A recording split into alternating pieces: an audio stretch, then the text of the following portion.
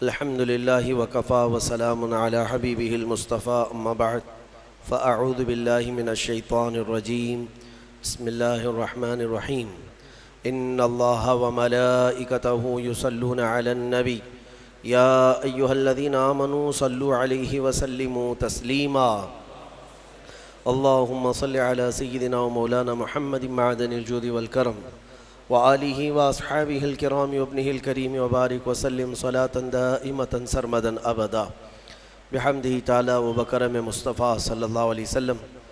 آج کی شب میں قرآن عظیم کے 25 پارے مکمل ہو چکے ہیں۔ اللہ عز و جل قرآن کے بقیہ 5 پاروں کی تلاوت میں ہمیں آسانی عطا فرمائے۔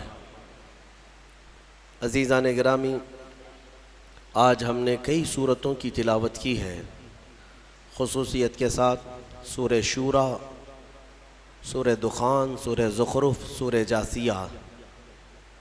شورا جو ہے آپ بہتر سمجھ سکتے ہیں شورا کسے کہتے ہیں۔ مشورہ کرنے والی جو جماعت ہوتی ہے اس کو شورا کہا جاتا ہے، اور یہ اللہ تبارک و تعالی امت مصطفیٰ صلی اللہ علیہ وسلم کی خصوصیت بیان فرما رہا ہے۔ وَأَمْرُهُمْ شُورَا بَيْنَهُمْ، یہ رسول پاک کے غلاموں کی خصوصیت یہ ہے کہ وہ جو کام کرتے ہیں وہ مشورے سے کرتے ہیں، ان کا معاملہ شورا ہے۔ اور یہی نظام میرے مصطفیٰ کریم صلی اللہ تعالی علیہ وسلم نے جو متعارف کروایا۔ پہلے تو بادشاہوں کا یہ نظام نہیں تھا، بادشاہ مشورے لینے کے محتاج نہیں ہوا کرتے تھے، اس کو کسر شان سمجھتے تھے۔ لیکن رسول کریم صلی اللہ تعالی علیہ وسلم جو سید المعصومین ہیں اور سید الانبیاء، بلکہ اللہ تبارک و تعالی نے ان کو ما کان و ما یکون کا علم عطا کیا، باوجود اس کے صحابہ اکرام کے درمیان ہر معاملے کو رکھتے تھے اور پھر پوچھتے تھے کہ تمہاری اس معاملے میں رائے کیا ہے۔ کئی معاملات ایسے ہیں، حتیٰ کہ بدر کے قیدیوں کے سلسلے میں حضور پاک صلی اللہ علیہ وسلم نے صحابہ سے مشورہ لیا، جنگ بدر سے پہلے مشورہ لیا، جنگ احد میں جانے کے لیے مشورہ لیا، جنگ خندق سے پہلے مشورہ لیا کہ کیسے جنگ لڑی جائے۔ حضرت سلمان فارسی کے مشورے پر خندق کھودی گئی، حدیبیہ کے موقع پر مشورہ لیا گیا۔ حضور اکرم صلی اللہ تعالی علیہ وسلم نے اس کو ایک مضبوط نظام متعارف فرمایا دنیا میں کہ شورا جو ہے یہ اسلام کا خاصہ ہے، اور اللہ تبارک و تعالیٰ اس میں برکت نازل فرماتا ہے۔ ہو سکتا ہے میں 10 لوگوں میں آپ کے ساتھ بیٹھا ہوں، آپ کی نظر میں ہو سکتا ہے میں جانکار ہوں اور سب لوگ یہ سمجھ کر کے خاموش بیٹھیں کہ ان کو تو سب معلوم ہوگا۔ ایسا نہیں ہے، بلکہ بسا اوقات ہمارے ذہن میں جو چیز نہیں ہوتی اللہ تعالیٰ کسی چھوٹے بچے کے ذہن میں وہ بات ڈالتا ہے، عام کسی بندے کے دل میں وہ بات پیدا کی جاتی ہے، اسی لیے مشورے میں برکت ہے۔ اس کے میں آداب بتاتا ہوں۔ مشورہ ایک پورا مکمل ایک ٹاپک ہے۔ رسول پاک صلی اللہ تعالی علیہ وسلم نے بدر کے قیدیوں کی گرفتاری کے بعد صحابہ سے پوچھا ان کے بارے میں کیا کیا جائے۔ حضرت عمر فاروق رضی اللہ تعالیٰ عنہ نے عرض کیا کہ آقا ان کو کاٹ کر کے جلا دیا جائے، مارے ان کو، اس لیے کہ انہوں نے صحابہ کو بہت تکلیف دی ہے، صحابہ کو شہید کیا، پتھر مارے، مسلح کیا ہے، ٹکڑے کیا ہے، اب ان کو کیوں چھوڑا جائے۔ پھر کسی نے الگ مشورہ دیا، حضرت ابوبکر صدیق نے وہاں مشورہ یہ دیا کہ یا رسول اللہ صلی اللہ علیہ وسلم ایسا کیوں نہ کیا جائے کہ ان سے فدیہ لیا جائے اور انہیں چھوڑ دیا جائے، شاید اس محبت میں یہ اسلام قبول کر لیں، ایمان لے آئے۔ حضور پاک صلی اللہ تعالیٰ علیہ وسلم کو حضرت ابوبکر کا مشورہ پسند آیا، اس پر عمل کیا گیا۔ 70 قیدی جو تھے ان سے فدیہ لیا جاتا تھا اور چھوڑا جاتا تھا۔ جس کے پاس نہیں تھا فدیہ دینے کی رقم کچھ نہیں تھی، ان سے کہا جاتا تھا اگر کوئی فن جانتے ہو تو 10 صحابہ کو وہ فن سکھا دو اور آزاد ہو جاؤ۔ حضور پاک صلی اللہ تعالیٰ علیہ وسلم نے یہ جو نظام قائم کیا، بھلا کوئی بڑی سلطنت کا بادشاہ اپنے وزیروں سے سپاہیوں سے کیوں مشورے لے؟ دنیا یہ سمجھتی ہے، آج جو نظام ہے آپ دیکھ رہے ہوں گے، پارلیمنٹ ہے، پارلیمان ہے، یا پھر جہاں بیٹھ کر کے قانون پاس کیے جاتے ہیں، یہ سب نظام بہت بعد میں آیا ہوا ہے. یہ اسلام کی عطا ہے، اسلام کا دین ہے. ورنہ ہوتا یہ تھا کہ بادشاہ رات میں سویا، خواب میں ہی اسے کچھ سمجھ میں آ گیا تو صبح قانون بنا دے گا. کل سے یہ قانون ہے، میں نے خواب یہ دیکھا ہے. اس کو کوئی چیلنج بھی نہیں کر سکتا. آج بھی سعودی میں یہی تو ہوتا ہے. ایک سال میں ان کے 70 قانون بدلتے ہیں، آتے ہیں جاتے ہیں. کوئی بل پاس کرنے کی ضرورت نہیں. رات کے 12 بجے بادشاہ اعلان کر دیا، سارے ویب سائٹ میں چلا گیا، کل صبح سے 6 بجے یہ قانون سارے ڈپارٹمنٹ میں پہنچ گئے. یہ قانون، یہ شورا نہیں ہے. ہاں، یہ جو نظام پھر پارلیمانی قائم کیا گیا، یہ شورا کے بیس پر ہی قائم کیا گیا ہے کہ سب کی رائے لی جائے اور پھر اس پر اتفاق کیا جائے. حضور پاک صلی اللہ تعالیٰ علیہ وسلم نے کئی مرتبہ ایسا ہوا کہ صحابہ سے مشورہ لیا. ایک بار مدینہ طیبہ جب تشریف لائے تو صحابہ کلمی کرتے تھے. کلمی کرنا جانتے ہیں؟ کھجوروں کے درختوں کو جوڑ دیا جاتا ہے، ایک نر اور ایک مادہ. کسان لوگ جانتے ہوں گے اس کو کیا کہتے ہیں، ہیبرڈ. شاید کسانوں کی زبان وہ جانتے ہیں کہ یعنی ایک میل اور ایک فیمیل درختوں میں بھی ہوتے ہیں، ان دونوں کو جوڑ دیا جاتا ہے تو بہت جلدی بڑھتے ہیں اور پھل اچھے دیتے ہیں. یہ جو کلمی کرنا اس کو کہتے ہیں. کھجوروں کے درختوں کو صحابہ کلمی کرتے تھے. میرے آقا صلی اللہ علیہ وسلم جب آئے، صحابہ نے حضور نے پوچھا یہ کیا کر رہے ہو؟ کہا ہم ان کا جوڑا لگاتے ہیں، جوڑا لگاتے ہیں، اور یہ دونوں جوڑ بہت جلدی بڑھتے ہیں، میل اور فیمیل. حضور پاک صلی اللہ علیہ وسلم نے فرمایا اس کی کیا ضرورت ہے؟ چھوڑ دیا صحابہ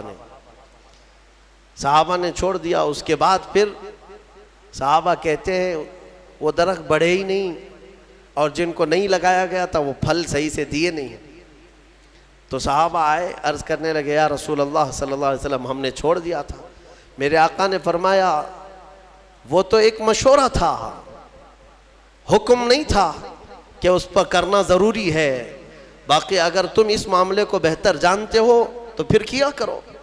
نبی اکرم صلی اللہ تعالیٰ علیہ وسلم نے مشورے کے سلسلے میں یہ جو آداب بتائے ہیں، مشورہ جو ہے وہ حکم نہیں ہوتا، یعنی کسی کے اوپر زبردستی نافذ کرنا، امپلیمنٹ کرنا نہیں، اس کو مشورہ نہیں کہتے. حضرت ابو بکر صدیق رضی اللہ تعالیٰ عنہ کا ایک قول ہے، توجہ چاہتا ہوں. جب کوئی تمہارا بھائی تمہارے پاس مشورہ لینے آئے تو امانت داری کے ساتھ اللہ کو گواہ بنا کر اس کے لیے خیر کا مشورہ دو، خیر کا مشورہ دو، گمراہ مت کرنا. حضرت ابو بکر صدیق فرماتے ہیں کہ مشورہ دیا، پھر آنے والے نے مشورہ قبول کیا تو ٹھیک ہے، نہیں تو دو باتیں ہیں. اگر مشورہ صحیح نہیں دیا تھا تو اس آدمی میں خیر نہیں، اور اس نے مشورہ دے دیا تھا لیا نہیں تو اس آدمی میں خیر نہیں. دو میں سے کسی ایک میں خیر نہیں. اچھا مشورہ لینے سے کترایا، پیچھے ہٹ گیا تو گویا کہ اس آدمی میں خیر نہیں ہے. اب یہاں پر یہ بحث گنجھلک نہ ہو جائے، میں تھوڑی سی وضاحت کر دیتا ہوں. اس کی کیٹیگری ہے، مشورہ جو ہے کس سے کرنا چاہیے کس سے نہیں کرنا چاہیے، اس کے بھی آداب ہیں. ہاں، آپ میڈیکل سائنس کے اسٹوڈنٹ ہیں، آپ ڈاکٹریٹ کر رہے ہیں، بایولوجی پڑھ رہے ہیں، اور کسانوں سے مشورہ کر رہے ہیں کہ اس میں آپریشن میں کیسے کروں، سکسیس کیسا ہوگا، پیٹ کا آپریشن، سر کا آپریشن. تو یہ کیسی بات ہے؟ یہ لا یعنی بات ہے. پھر کسان مشورہ دے گا بڑا پھاوڑا لے لو، چھوٹی کدالی لے لو، پیٹ پھاڑو. اس کے فن کے مطابق جو چیز ہوگی اس سے مشورہ کیا جائے گا، اور تمہارے علم سے ریلیٹڈ جو لوگ ہوں گے ان سے مشورہ کیا جائے گا.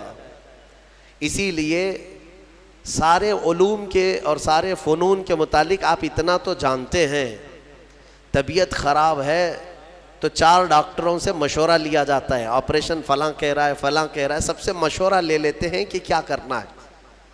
آپ جو ہے انجینئرز کے پاس جاتے نہیں، آپ کو اتنی خبر ہے. اگر کڈنی خراب ہے تو انجینئر کو نہیں دکھاتے، سب ڈاکٹروں سے مشورہ لیتے. گھر کی چھت میں لیکیج ہے تو ڈاکٹروں کو نہیں بلاتے کہ آؤ میری چھت کو ایک انجیکشن لگا دو. آپ کو پتا ہے پھر انجینئر سے پوچھتے ہیں، کئی لوگوں سے مشورے لیتے. اتنا سینس سب کو ہے کہ جس فیلڈ کی بات ہوگی اس کے ماہرین سے ہی مشورہ لیا جائے گا. لیکن افسوس ایک بات کا ہے کہ دین کے معاملات میں اس کا خیال نہیں رکھتے لوگ. دین کی فیلڈ کے جو ماہرین ہیں انہی سے دین کے مسئلوں کے مشورے کرنا چاہیے، نہ کہ راستہ جھاڑنے والے سبزی بیچنے والوں سے اگر فتوے پوچھتے رہو گے تو پھر ظاہر سی بات ہے آج جو نظام درہم برہم ہو رہا ہے اس کی وجہ یہی ہے. مشورہ کس سے لے رہے ہو؟ دین کی سوجھ بوجھ اس کے اندر ہے یا نہیں؟ میرے آقا صلی اللہ تعالیٰ علیہ وسلم کی حدیث پاک صادق آتی، حضور نے فرمایا آخر زمانے میں لوگ جاہلوں کو اپنا سردار بنا لیں گے، ان سے فتوے پوچھیں گے اور وہ بغیر علم کے فتوے دیں گے، خود بھی گمراہ ہوں گے، قوم کو بھی گمراہ کریں گے. آج یہ حالات ہے. لوگ اس سلسلے میں کیوں آپ کا سینس مر جاتا ہے؟ قرآن کے متعلق، حدیث پاک کے متعلق دینی معلومات جو کچھ بھی لینی ہے وہ دین کے ماہر علماء سے ہی لینی چاہیے. باقی چاہے جو بھی ہو ان سے اگر آپ مشورے لوگے تو وہ تیر چلائے گا، اندھا دھند فائرنگ کرے گا، ایسا ہوگا ویسا ہوگا. ایسے جاہلوں سے مشورے لے کر کئی لوگوں کی طلاق ہو گئی اور کئی طلاق کے بعد زنا کرتے رہ گئے. نہیں ہوا، جاؤ گھر میں، کون بولتا ہے طلاق نہیں ہوئی؟ اس صاحب نے کہہ دیا. جاہلوں نے اس کے بعد اپنے گھر میں ویسی جینا شروع کر دیا جبکہ ہر دن زنا کا گناہ ہے ان کے لیے. تو ماہر اور خبیر لوگوں سے ہر فیلڈ کی جس طرح مشورہ کیا جاتا ہے دین کے معاملات میں بھی مشورہ انہی سے کیا جائے جو دین کے ماہرین ہیں. اچھا ایک اور بات، نوجوانوں کو آج مناظرہ کرنے کا بڑا شوق رہتا ہے، ڈیبیٹ کرنے کا. وہ بھی کس پہ؟ فیس بک پہ، واٹس ایپ پہ، اور کن کن معاملات پہ ڈیبیٹ کرتے رہتے ہیں؟ عقیدے کے معاملات پر، کبھی اہل حدیث سے، کبھی دیوبندیوں سے، کبھی شیعوں سے. یہ جو اختلافی مسائل ہیں ہمارے مابین، بعض عقیدے کے ہیں بعض الگ ہیں، تو ان پر ہمارے نوجوان ڈیبیٹ کر رہے ہیں فیس بک پر. لمبی لمبی چوڑی چوڑی تحریریں. کچھ سالوں پہلے کی بات ہے، شاید 1-2 سال گزرے ہوں گے. رات کے 2:30 بج رہے تھے یا 2 بج رہے تھے، مجھے فون کنٹینیو آ رہا ہے.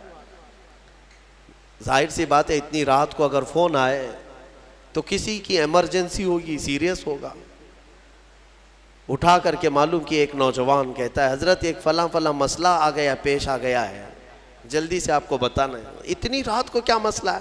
کہا نہیں بحث ہو رہی ہے ہماری، دلیل دینا ہے. کیا ہے؟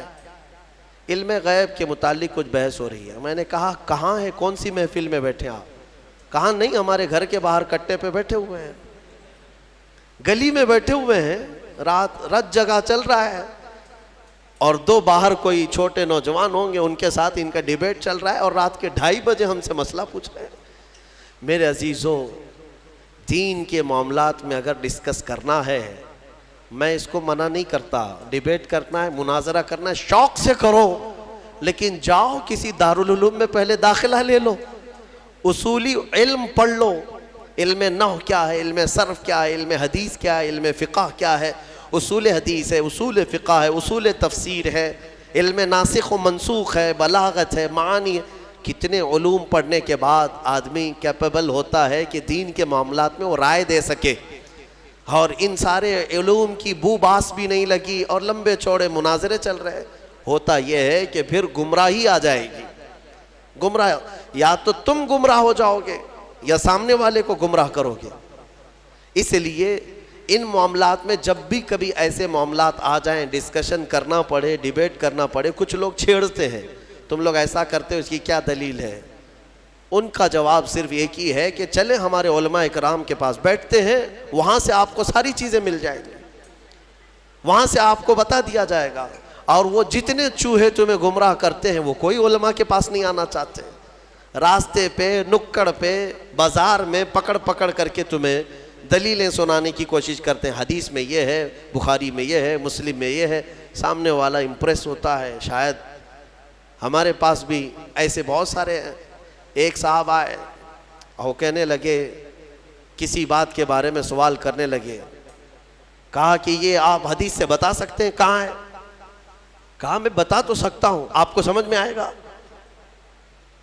میرے ڈیسک پر یہی کی بات ہے، جب میں یہاں موجود تھا بڑی کتاب رکھی ہوئی تھی، میں نے کہا یہ دیکھیے یہ بخاری شریف اگر میں کھول کر کے دکھاؤں گا تو آپ مان لیں گے؟ انہوں نے کہا کیوں نہیں مانیں گے، بالکل مانیں گے، بخاری شریف کو مانیں گے ہم۔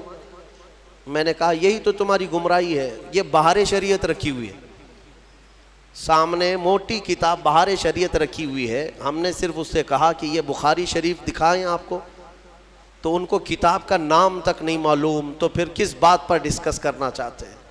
تو جہالت کے معاملات ایسے ہیں میرے عزیزو، آدمی گمراہ ہو جاتا ہے۔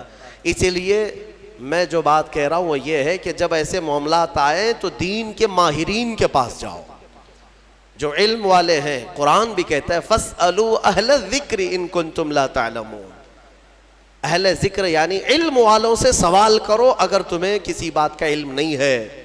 اللہ تعالیٰ نے فرمایا جاؤ ان سے پوچھو، سوال کرو۔ تو یہ مشورہ، اور کچھ لوگوں کے متعلق فرمایا گیا مشورے نہ لیں، وہ لوگ جو فاسق و فاجر ہیں، اللہ کا خوف نہیں رکھتے دل میں، ان سے مشورہ لینے کی ضرورت بھی نہیں، ان سے مشورہ لینے کی ضرورت بھی نہیں ہے۔ جن کو آخرت کا خوف نہیں، اللہ کا خوف نہیں، وہ تمہارے حق میں بہتر مشورہ کیا دے سکتا ہے؟ مشورے کے لیے سب سے بہتر وہ شخص ہے جو اللہ کا خوف رکھتا ہے اور آخرت سے ڈرتا ہے، وہ مشورے کا سب سے موزوں آدمی ہوا کرتا ہے۔ اور اس کے علاوہ بعض مقامات پر یہ بھی کہا گیا ہے کہ بہت چھوٹے نابالغ اور عقل نہ رکھنے والوں سے مشورے نہ لیے جائیں، اور بعضوں نے کہا کہ عورتوں سے بھی یہ نہیں ہے کہ لینا ہی نہیں چاہیے، بات کر سکتے ہیں، ڈسکس کر سکتے ہیں، مشورے لے سکتے ہیں، لیکن ضروری نہیں کہ ہر مشورے پر عمل کیا جائے، ضروری نہیں ہے ہر مشورے پر عمل کیا جائے۔ میں نے شاید اس سے قبل بتایا تھا، حضور پاک صلی اللہ تعالیٰ علیہ وسلم نے اپنی ازواج مطہرات میں حضرت ام سلمہ رضی اللہ تعالیٰ عنہ کی اس بات پر تعریف فرمائی تھی کہ عورتوں میں سب سے بہترین مشورہ دینے والی خاتون۔ صلح حدیبیہ کے موقع پر حضرت ام سلمہ رضی اللہ تعالیٰ عنہ نے حضور کو مشورتاً عرض کیا تھا۔ حضور صحابہ سے کہہ رہے تھے بال منڈا لو، احرام اتار لو، کوئی نہ بال منڈا رہے تھے نہ احرام اتار رہے تھے۔ 3 بار حضور نے فرمایا تو حضور کو غم ہوا، اندر آئے تو غمگین تھے۔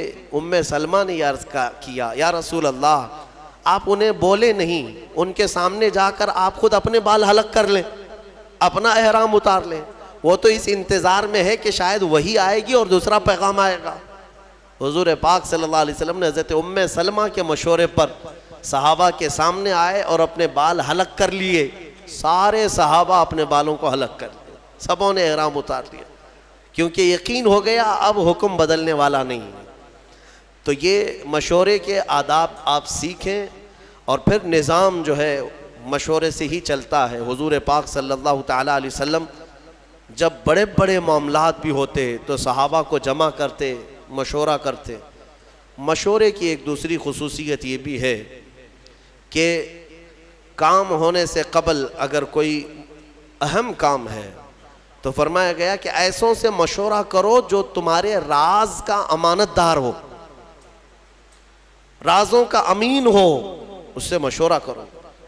یعنی آج تم مشورہ کرنے کے لیے گئے، مشورہ تو دے دیا اور اس نے پھر جا کر کے طبلہ بجانا شروع کر دیا، میرے پاس آیا تھا فلاں ایسا کیا ہے ویسا کیا ہے۔ اس چیز کو بھی غلط ٹھہرایا گیا ہے۔ مشورہ راز کے امانت داروں سے بھی کیا جائے، کیونکہ بہت سارے معاملات ایسے ہوتے ہیں جن میں مشورہ کرنے کے بعد راز کو رکھنا بہت ضروری ہوتا ہے۔ حضور پاک صلی اللہ علیہ وسلم نے اس کی اہمیت کے لیے جانتے، میں نے کل یا پرسوں بنو نذیر کے بارے میں بتایا تھا، یہودیوں نے جو دھوکہ دیا تھا مدینے والے، پھر ان کے ساتھ کیا ہوا تھا پتہ ہے؟ حضور پاک صلی اللہ علیہ وسلم مدینے میں آئے، مسجد نبوی میں رات کو مشورہ لیا صحابہ سے کہ کیا کریں اب ان کے ساتھ۔ الگ الگ مشورے ہوئے کہ انہوں نے ہتھیار ہمارے خلاف اٹھائے ہیں تو ہم بھی ان کے خلاف ہتھیار اٹھائیں گے، کیونکہ دھوکے کی بہت بڑی سزا ہے. یعنی جیسے یوں سمجھ لیں کہ دیش ویرودھی ہے وہ، اینٹی نیشنل جس کو کہیں.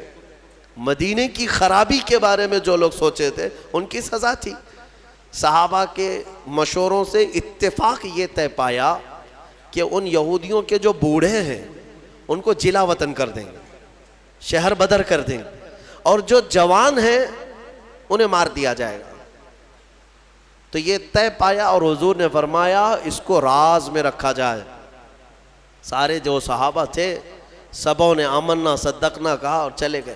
یہودیوں کو پتا تھا ہمارے بارے میں کچھ آج میٹنگ ہو رہی ہے مسجد نبوی میں. دوسرے دن وہ جاسوسی کرنے لگے، کہیں سے کچھ بات پتہ چل جائے کہ کیا میٹنگ ہوئی، کیا ہمارے ساتھ ہونے والا.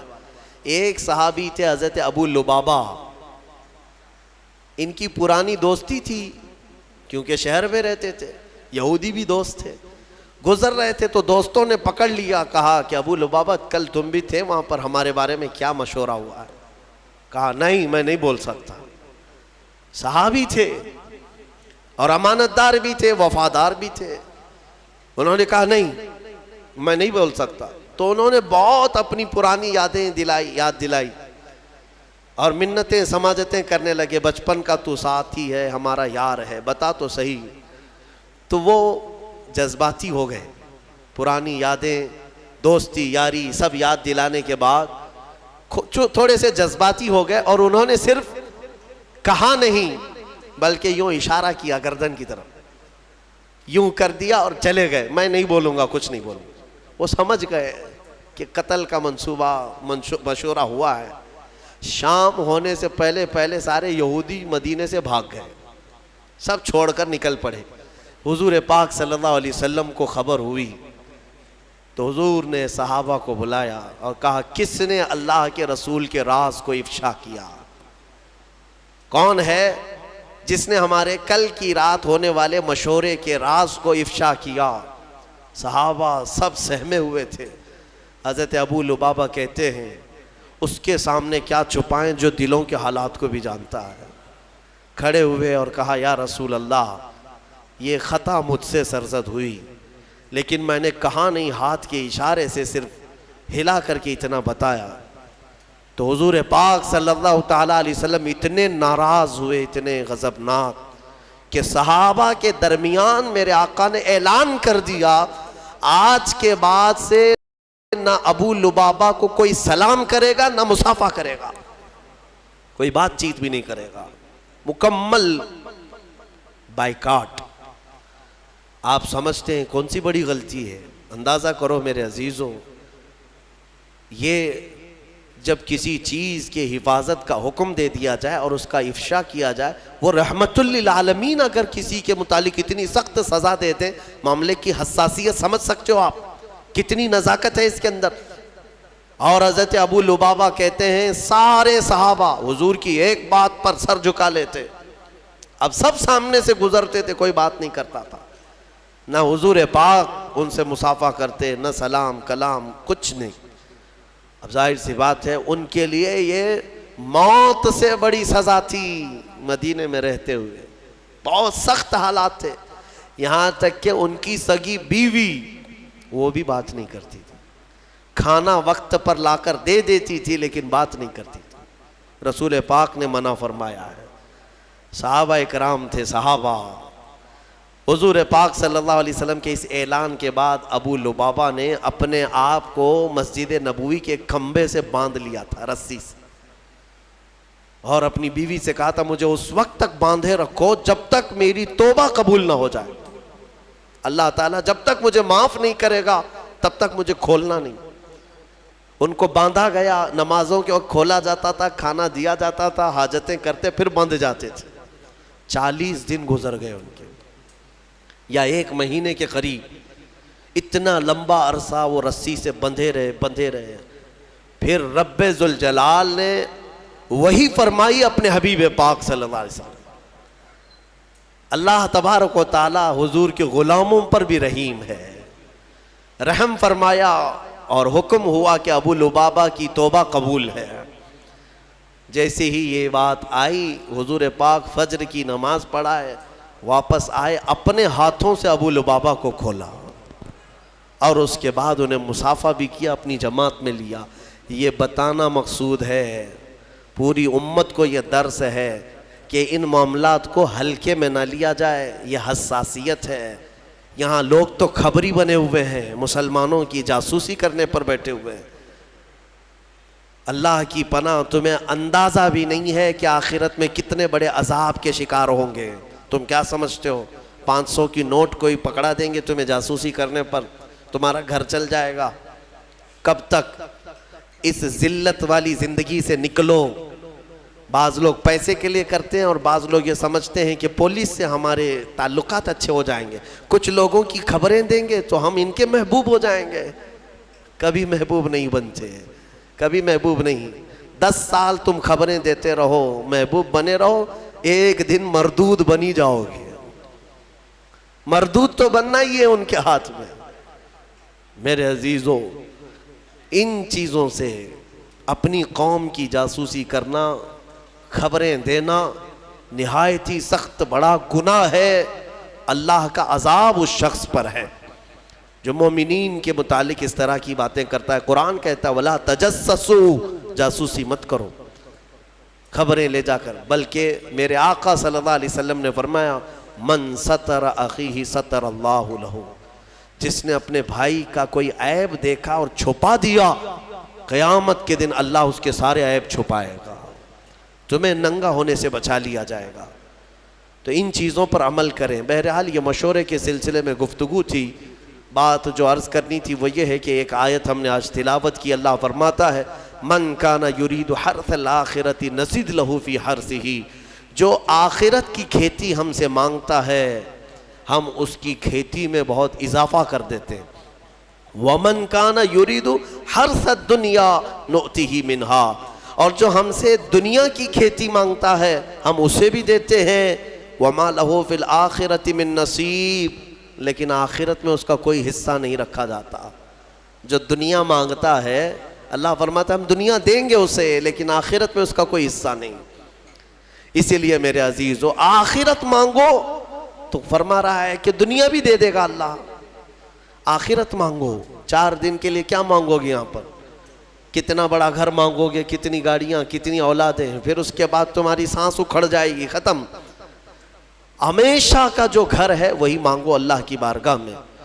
اور اگر دنیا مانگنا بھی ہے تو اللہ کی بارگاہ میں یوں مانگو جیسے اس نے خود سکھایا ہے، ربنا آتنا فی الدنیا حسنہ وفی الآخرۃ حسنہ، اے ہمارے رب دنیا میں جو سب سے اچھی چیز ہے وہ مجھے عطا کر، اور آخرت میں جو سب سے اچھی چیز ہے وہ مجھے عطا کر، وقنا عذاب النار، اور دوزخ کے عذاب سے ہمیں بچا لے۔ دنیا میں اچھی چیز مانگنا کیا ہے؟ کیا اچھی چیز مانگو گے؟ اس کی تفسیر میں فرمایا گیا دنیا کی سب سے اچھی چیز کیا ہے؟ آپ گیس کرو، آپ کے دماغ میں کیا ہے؟ ایک بڑا محل، بہت سارا مال، بڑی جائیداد۔ دنیا کی سب سے اچھی چیز کیا ہے؟ حدیث پاک میں ہے المرأة الصالحہ خیر متاع الدنیا، پورے دنیا کے سامان میں اگر سب سے اچھی چیز کوئی ہے تو نیک بیوی کا مل جانا۔ نیک بیوی اگر کسی کو ملی ہے آدھی دنیا ملی ہے اس کو۔ یہ حدیث پاک کی بات میں کہہ رہا ہوں۔ تو دنیا جب مانگی جائے تو نیک و صالح عورت کی تمنا کرنا یہ آدھی دنیا مانگنے کے برابر ہے۔ حقیقت ہے میرے عزیزوں، وہیں سے تمہاری نسل ہے، وہیں سے تمہارا گھر ہے، وہیں سے سب کچھ ہے، حتیٰ کہ تمہارے دماغ کا بھی سارا سکون یا برباد ہونا سب وہیں سے کنیکشن ہے۔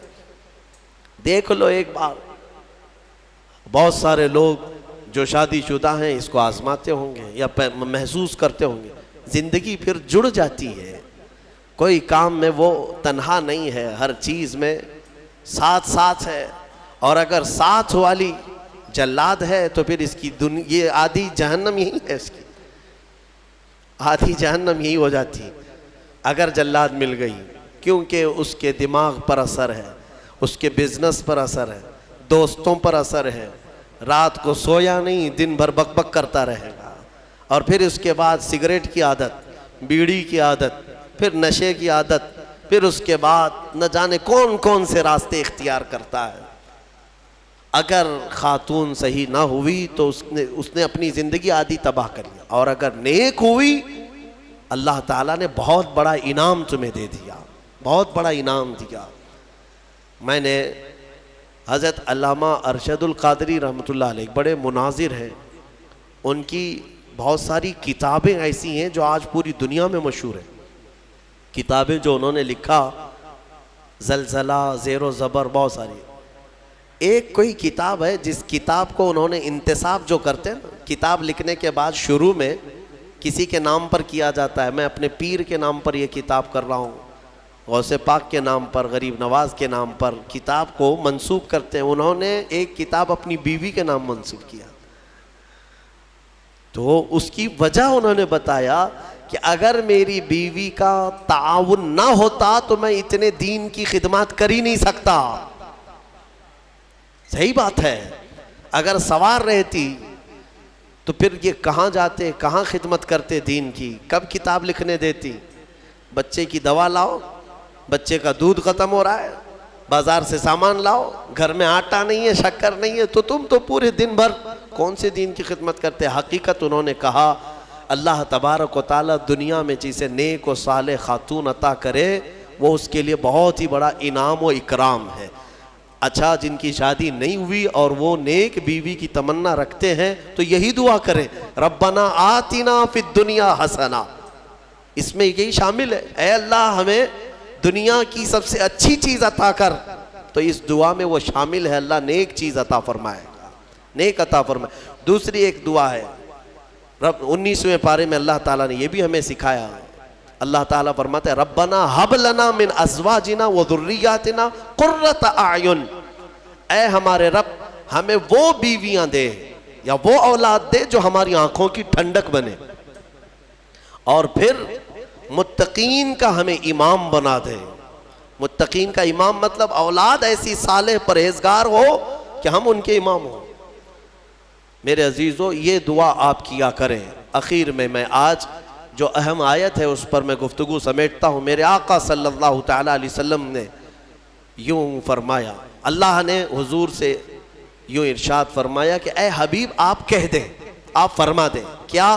قل لا اسألکم علیہ اجرا الا المودۃ فی القربا، اے محبوب آپ فرما دیں دین کی تبلیغ جو میں نے تمہیں کی ہے، تمہیں دین دیا، ایمان دیا، قرآن دیا، نماز روزے سب سکھائے، ان سارے کاموں پر اے میری امت کے غلاموں میں تم سے اجرت نہیں مانگتا۔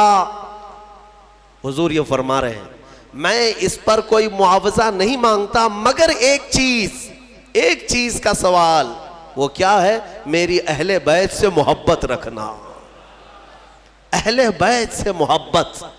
یہ حضور پاک نے فرمایا، کوئی چیز اجرت میں نہیں چاہیے، لیکن حضور پاک صلی اللہ علیہ وسلم اگر یہ فرما رہے ہیں کہ اہل بیت سے محبت، تو اندازہ کرو کہ کتنی اہم چیز ہے۔ میرے آقا صلی اللہ تعالیٰ علیہ وسلم کو اپنے اہل بیت کی محبت کتنی عزیز ہے۔ ایک حدیث میں نے پڑھا، فرمایا من مات علی حب آل محمد مات مؤمنا، ایک جگہ مات شہیدہ، جو حضور کی آل اور اہل بیت کی محبت میں مر گیا اسے شہادت کی موت دی جائے گی، شہادت کی موت۔ رسول پاک صلی اللہ تعالیٰ علیہ وسلم کی اہل بیت کون ہیں؟ سیدہ کائنات فاطمۃ الزہرا سلام اللہ علیہا، ان کی اولاد امجاد مولا علی کرم اللہ وجہہ الکریم اور حضرت فاطمہ سے جو اولاد ہے یہ آل ہے۔ ساتھ ہی مفسرین نے فرمایا حضور کی تمام ازواج مطہرات وہ بھی اہل بیت میں ہیں۔ حضور پاک صلی اللہ تعالیٰ علیہ وسلم کے ازواج مطہرات اہل بیت میں ہیں۔ حضور پاک صلی اللہ تعالیٰ علیہ وسلم کے دونوں چچا حضرت امیر حمزہ، حضرت عباس اہل بیت میں سے ہیں، حضور کے گھر والوں میں سے۔ ان سب سے محبت رکھنا ہمارا ایمانی فریضہ ہے۔ اور فرمایا کہ جس کے اندر بغض ہے اہل بیت کا تو پھر وہ ایمان کے ساتھ دنیا سے نہیں جائے گا، بغض مت پالو۔ حضور فرماتے ہیں فاطمہ میرے جسم کا ایک ٹکڑا ہے، جس نے اس سے محبت کی اس نے مجھ سے محبت کی، اور جس نے فاطمہ سے عداوت کی اس نے مجھ سے دشمنی کی، اس نے مجھ سے دشمنی کی۔ اور رسول سے دشمنی پھر کون سا ایمان ہے؟ تو حضور پاک صلی اللہ تعالیٰ علیہ وسلم کی آل کی محبت ہمارے لیے بہت ضروری ہے، لیکن وہ محبت نہیں جو آج کچھ چوہے سکھا رہے ہیں۔ میں آپ کو صاف صاف بتاتا ہوں، اہل بیت کی محبت یقیناً ہمارے لیے فریضہ ہے، لیکن غلو نہیں کرنا، اس میں ایسا مبالغہ نہیں کرنا کہ اہل بیت کو نبیوں کے اوپر پہنچا دیا یا پھر ان کو خدا کے درجے تک پہنچا دیا۔ وہ محبت کی بات میں نہیں کرتا۔ یقیناً ہماری اولاد، ہمارے جان، ہمارے مال، سب سے زیادہ ہم ہمارے رسول سے محبت کرتے ہیں، اور ان کے بعد ان کے اہل بیت اور صحابہ سے محبت، یہ ہمارے لیے ضروری ہے۔ اہل بیت حسنین کریمین رضوان اللہ تعالیٰ علیہ مجمعین، آپ اندازہ کریں میرے آقا صلی اللہ تعالیٰ علیہ وسلم کس قدر ان سے محبت فرماتے تھے، کس قدر محبت، یہاں تک کہ نمازوں میں بھی حضور پاک صلی اللہ علیہ وسلم دونوں شہزادوں کو ساتھ لے کر کے نماز پڑھتے تھے۔ حضور کا ایک جبہ تھا کافی چوڑا، حضرت ابو ہریرہ کہتے ہیں ٹھنڈیوں کے دنوں میں حضور پاک صلی اللہ علیہ وسلم اس جبے کو پورا اوڑھ کر کے آئے یا چادر اوڑھ کر کے آئے، لیکن اندر کوئی چیز محسوس ہو رہی تھی۔ حضرت ابو ہریرہ کہتے ہیں میں نے بہت دیر تک کوشش کیا کہ حضور کس چیز کو چھپائے ہوئے ہیں، بعد میں چادر ہٹی تو پتہ چلا حسن و حسین رضی اللہ تعالیٰ عنہ حضور پاک اپنے سینے سے چمٹا کر کے رکھتے تھے۔ میرے عزیزوں، حضور نماز کے لیے جائیں تو کوئی ہے جس کی مجال جو حضور کی پیٹھ پر سوار ہو جائے؟ وہ حسین اعظم ہے۔ میرے آقا صلی اللہ تعالیٰ علیہ وسلم کی نماز کے عالم میں اگر وہ سجدے میں پیٹھ پر چڑھتے تو حضور سر نہیں اٹھاتے تھے، سر نہیں اٹھاتے۔ حالانکہ مسئلہ یہ ہے شریعت کا کہ اگر بچہ نماز پڑھنے کے دوران آ گیا تم ایک ہاتھ سے اس کو اٹھا کے سائیڈ کر سکتے ہو، اگر اچھل کود کر کے گود میں لٹک گیا تمہاری نماز میں، چھوٹا بچہ نہ سمجھ، تو تم ایک ہاتھ سے اس کو ہٹا سکتے ہو، شریعت نے یہ اجازت دی ہے۔ ماں کے لیے بھی ہے، باپ کے لیے بھی ہے۔ مصلی پر نماز پڑھتے وقت کبھی کبھار بچے سجدہ گاہ پہ آ کے بیٹھ جاتے ہیں، سجدہ کیسے کریں؟ حکم ہے کہ ان کو اٹھاؤ، سائیڈ کرو اور پھر سجدہ کرو، تمہاری نماز میں خرابی نہیں ہے۔ یہ مسئلہ تو ہے، لیکن میرے آقا صلی اللہ علیہ وسلم نے حسین اعظم کے سوار ہونے کے وقت نہ اپنی پیٹھ سے ہاتھ کھینچ کر کے ان کو الگ کیا، نہ ہی ہلا کر کے ان کو گرایا، بلکہ جب تک خود امام حسین اترے نہیں میرے آقا سجدے میں ہی رہے، لمبا سجدہ ہو جاتا تھا۔ یہ نازوں کے پلے ہوئے شہزادے کس کے ہیں؟ میرے آقا کے ہیں۔ اور پھر فرمایا میرے آقا نے کہ جنت کے پھول جس کو ریحان کہا جاتا ہے، سب سے زیادہ خوشبو ان پھولوں کی ہوتی ہے۔ میرے آقا صلی اللہ علیہ وسلم فرماتے ہیں جنت کے وہ ریحان کوئی دنیا میں ہے تو وہ حسن و حسین ہے۔ کیونکہ صحابہ نے پوچھا حضور پاک صلی اللہ علیہ وسلم، ہم بھی بچوں کو چومتے ہیں نا، بوسہ دیتے ہیں، بوسہ دیتے ہیں، کبھی ان کے گال پہ بوسہ دیا، کبھی ان کی گردن پہ دیا۔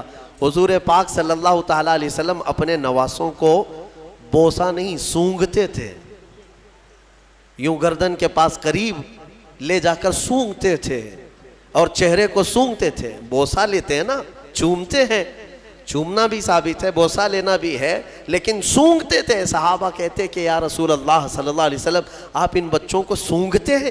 کہا ہاں، یہ جنت کے ریحان ہیں، یہ ریحان ہیں، یہ میرے لیے دنیا میں جنت کے ان پھولوں میں سے ہیں، ان کی خوشبو سونگھی جائے گی۔ ان کے مقامات جس قدر بیان کریں وہ کم ہے۔ ہر سال محرم میں اہل سنت و جماعت کا یہ شیوا رہا ہے کہ اہل بیت کی بارگاہ میں ہم ہر سال حاضری دیتے ہیں بیانات کے ذریعے۔